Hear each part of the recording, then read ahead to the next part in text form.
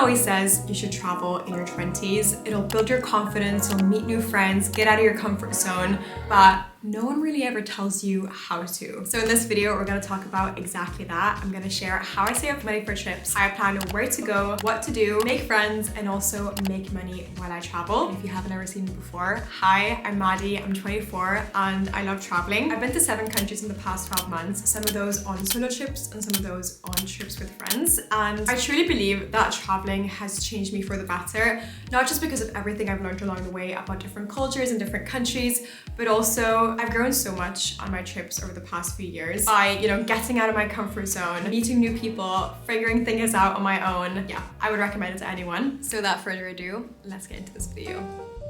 Now first, let's talk about saving money, because traveling costs money.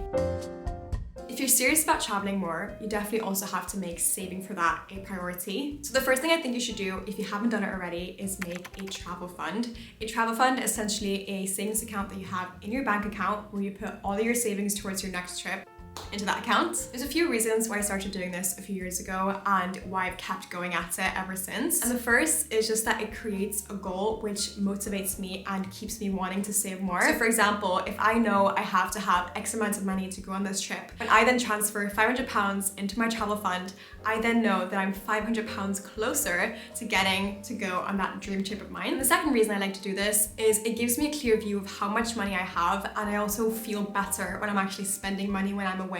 And it doesn't feel like I'm taking out money out of just one paycheck because I have all these savings saved up. And it's for this trip specifically. Now, of course, exactly how much you need to save up for your trip depends entirely on you. There are plenty of resources online to calculate approximately how much money you need saved to go to different countries and also for different durations of stay, depending on, if you want to go away for 3 months or you just want to go away a little bit more on your annual leaves. And also, if you're a more bougie traveler, you'd like your nice hotels, you'd like your nice restaurants, that is completely fine. But that also means you might have to save up for a little bit longer and you might not be able to be gone for as long as someone else who is comfortable with less. I definitely lean more towards the bougie traveler lifestyle, but I've also learned over the years that it is so important to challenge yourself. Yes, of course, booking a gorgeous 5-star hotel is probably going to be incredible. You're going to have a great time.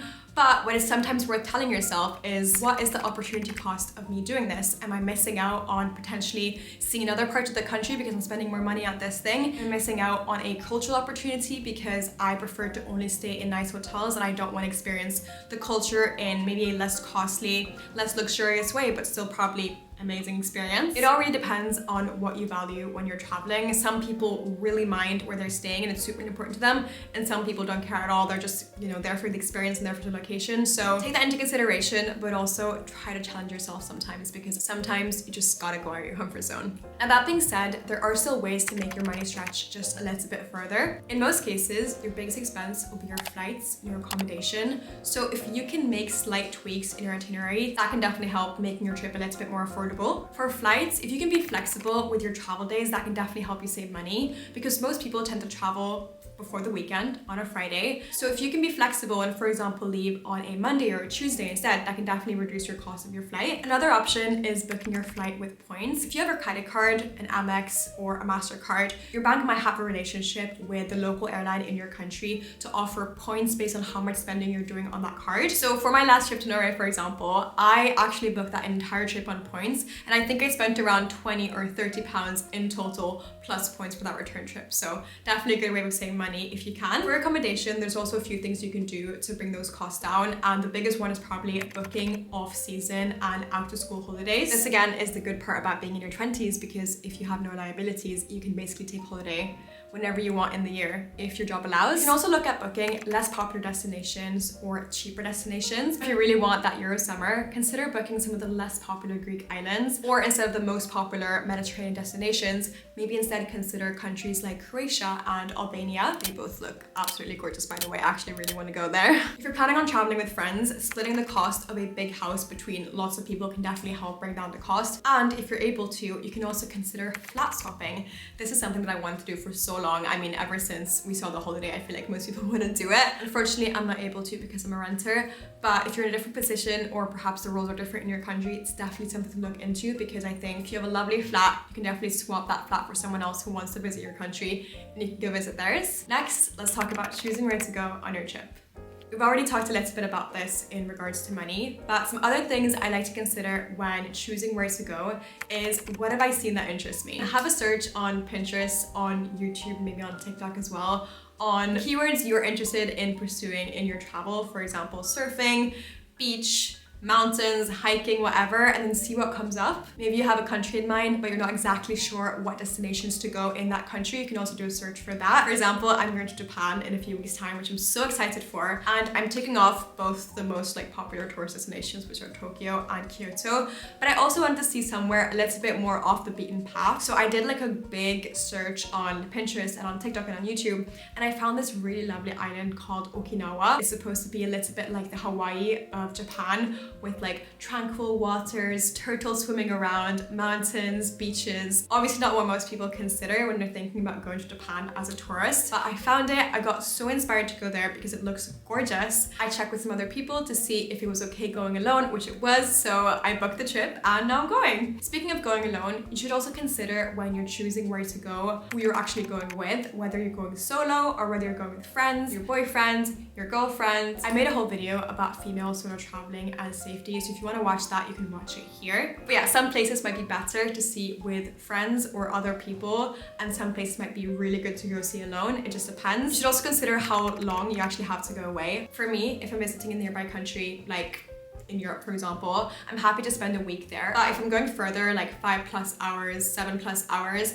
I prefer to stay 2 to 3 weeks in each country. Just because when it's that long a travel, you want to see as much as you physically can, because you never know when you're going to come back or if you're able to come back. Definitely consider the season, because you don't want to end up in a country when it's the peak of rainy season, or for example, go to Europe when you're in the dead of winter. Yes, those periods of time are off season, but you can also get really unlucky with the weather and just end up really cold or really wet. So try to consider that. You should also ask yourself, do you speak the language of the place you're going to, and will it be an issue? And finally, ask yourselves, do I have data where I'm going? Am I able to stay connected? Luckily, this is a lot easier than it used to be, because eSIMs and apps like Airlo exist. If you don't know what Airlo is, it is the world's first eSIM store offering affordable data packs so you can stay connected in over 200 countries and regions, and they're very kindly sponsoring today's video. You probably heard me talk about Airlo before, because I literally use it on every single one of my trips. I use it in Australia, I use it in Bali, I used it in New York. It is just that good and so user-friendly. How it works is right before your trip, you open the app and click the country you're going to. So in my case, that's Japan. Then you choose how much data you think you'll need. So let's say 5 gigabytes for 30 days. Oh, and by the way, you can use my code MaddieB3 for $3 off your first eSIM at this stage of the process, just to save you a little bit of money. And then once you land at your destination, you simply go into your settings and activate your eSIM. And that's it, you have data. One of my favorite things about using an eSIM with Airlo is you can always top it up if you ever accidentally run out of data, and you get to keep your local SIM card number. So if you're planning a trip anytime soon, make sure to download Airlo and use my code MaddieB3 for $3 off your first eSIM. And now let's get into the next part about planning a trip, which is planning our itinerary.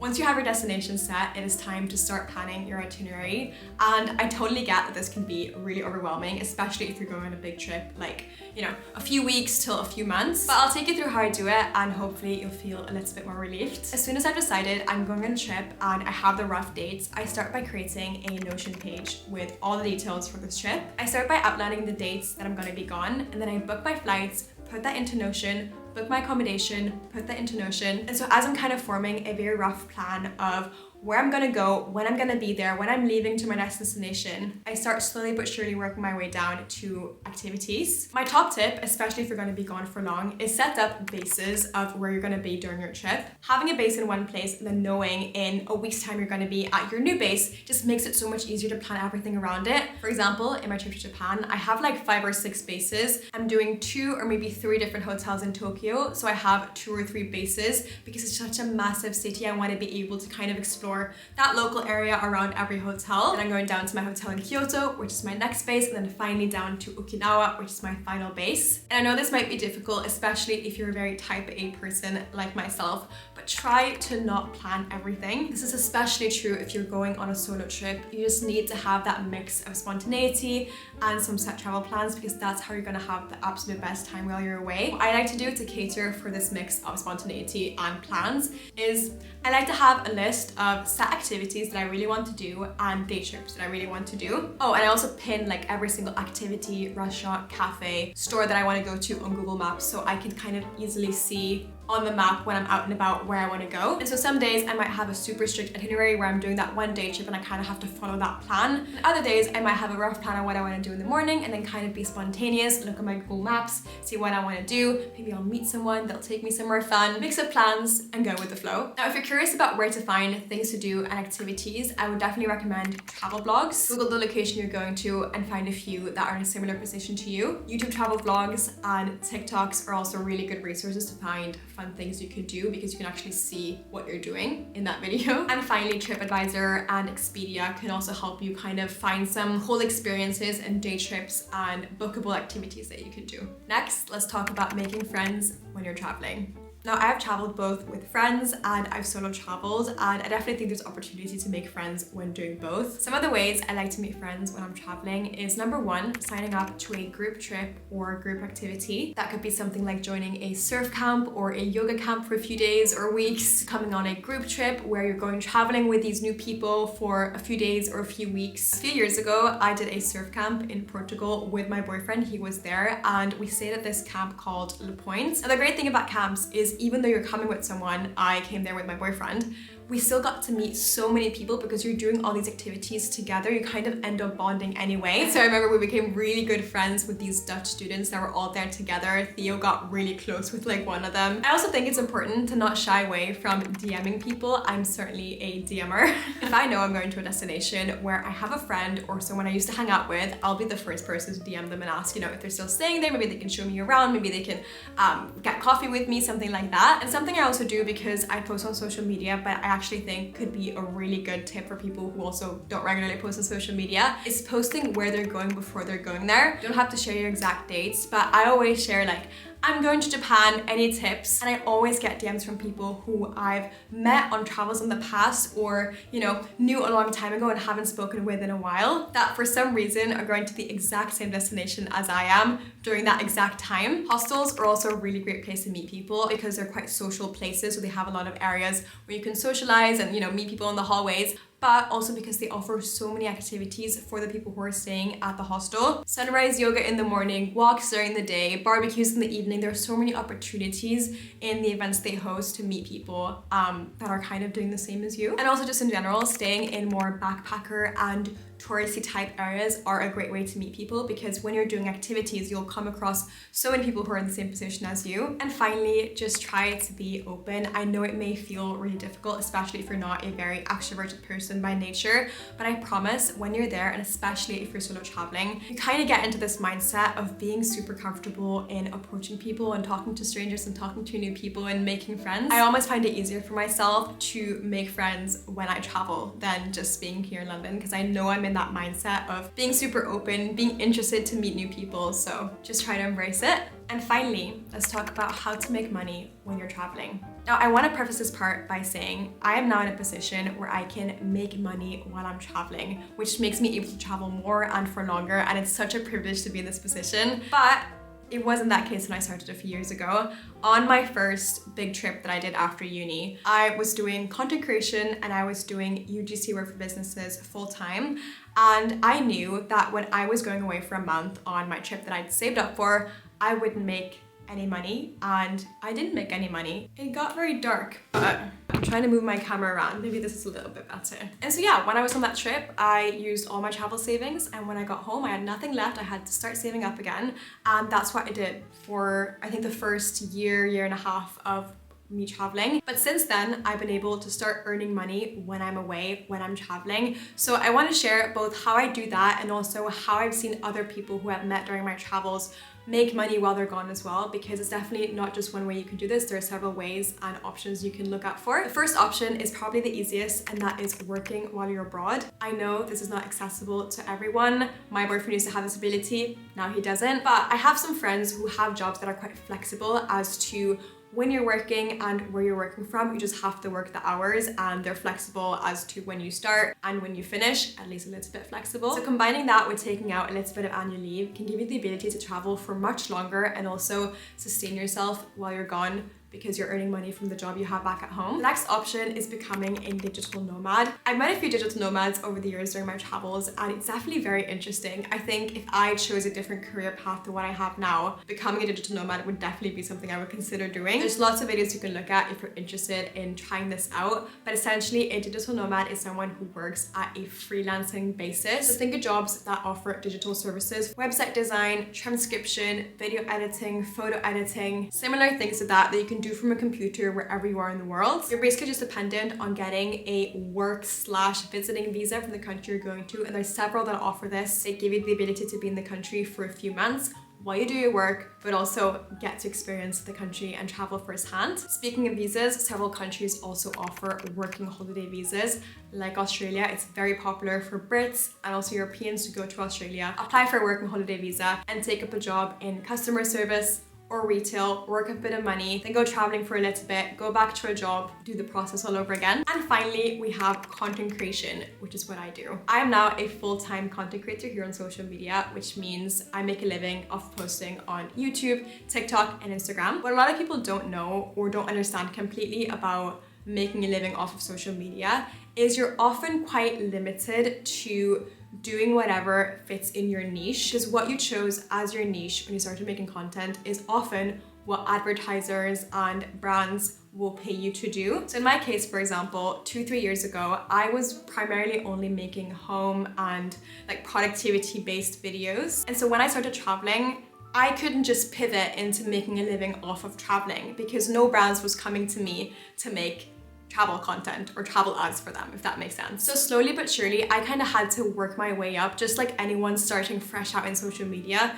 to create a new niche and a new content pillar, if you will, on my account, which fit travel content. So I think this process of what I did from starting to create travel content to where I am now can be quite applicable if you're just starting out on social media and you're interested in doing content creation to help sustain your traveling. During my whole first year of traveling, I didn't earn any money off of any travel deals. However, I made sure to create really great travel content from my trips that I could feature on my account. Some of them went viral, some of them didn't. But overall, it kind of helped push me over the edge towards becoming a little bit more of a travel creator. Then in my second year, I started reaching out to some hotels that I'd seen had done like influencer collaborations, stuff like that in the past. I would send them my content as a reference as to what kind of content I could create for them. And in some cases, they would come back to me and say they would be happy to offer me a complimentary stay for X amount of deliverables, aka a story for them, a story for me, a reel for them, a reel for me of the hotel that I was staying at. Then a few months later, after I had like a year and a half of experience posting travel content from my travels that I was doing while I was saving up, going on a trip and then saving up again, I got to a point where I started getting reached out to by travel brands wanting to promote travel on my account. And that is where we are in the story today. Making a living off of travel content creation is definitely something that takes time. You have to be able to have a good portfolio or, you know, a long list of Instagram reels and TikToks of places you've gone and different ways you're making content that you can refer back to when brands want to reach out to you or brands are looking for people to work with. But even if you're able to just build up a small portfolio, that can definitely help you in maybe getting, you know, discounted stays or maybe complimentary stays. And with that said, I hope I give you a few ideas on how to travel in your 20s. If you have any questions or any tips you want to share about traveling in your 20s, please put them in the comment section below. I'm sure there's something I missed in this video, and we all have a different experience when it comes to traveling and what our best tips are. So I'm really looking forward to reading what you guys have to say. But yeah, thank you so much for watching, and I'll see you very soon in my next video. Bye!